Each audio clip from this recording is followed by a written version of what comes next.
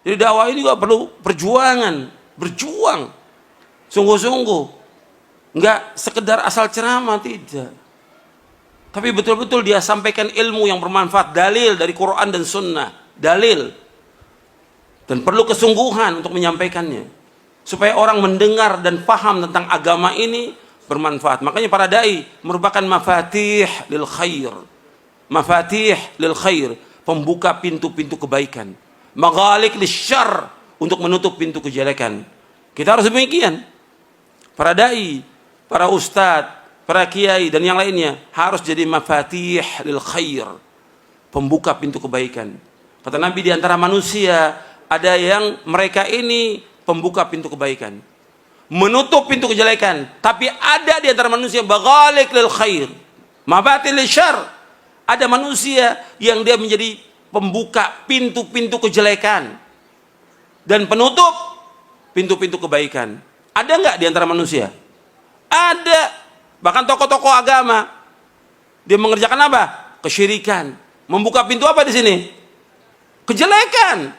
Kejelekan yang paling jelek, kemungkaran yang paling mungkar, maksiat yang paling maksiat apa? Syirik. Kezoliman yang paling zolim, syirik.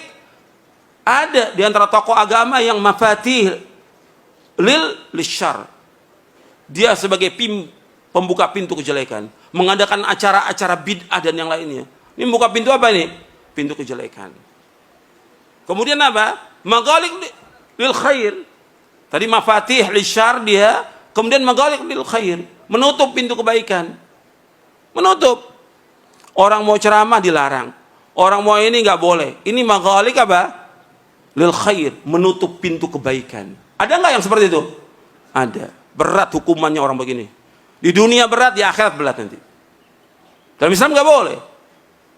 Dalam Islam mesti jadi kita pintu mafatilil khair, maghaliq lisyarr, pembuka pintu kebaikan dan menutup pintu semua kejelekan. Kejelekan selamanya nggak boleh didukung, nggak boleh dibantu, nggak boleh selamanya. Tapi kebaikan harus dibantu, harus didukung. Harus. Makanya antum harus terus berjuang ini dalam dakwah untuk tegaknya agama ini. Karena ganjarannya besar. Besar ganjarannya di dunia maupun di akhirat. Enggak ada perkataan di muka bumi yang paling baik melainkan orang yang mengajak manusia kepada kebaikan. Tapi dia harus berilmu. Allah menyebutkan dalam surah Fussilat, "Wa man ahsanu qawlan mimman da'a ila Allah wa 'amila salihan wa qala innani minal muslimin." Tidak ada perkataan yang paling baik di muka bumi melainkan siapa? Itu orang-orang yang berdakwah di jalan Allah dan dia beramal soleh dan dia mengatakan saya adalah orang-orang Islam.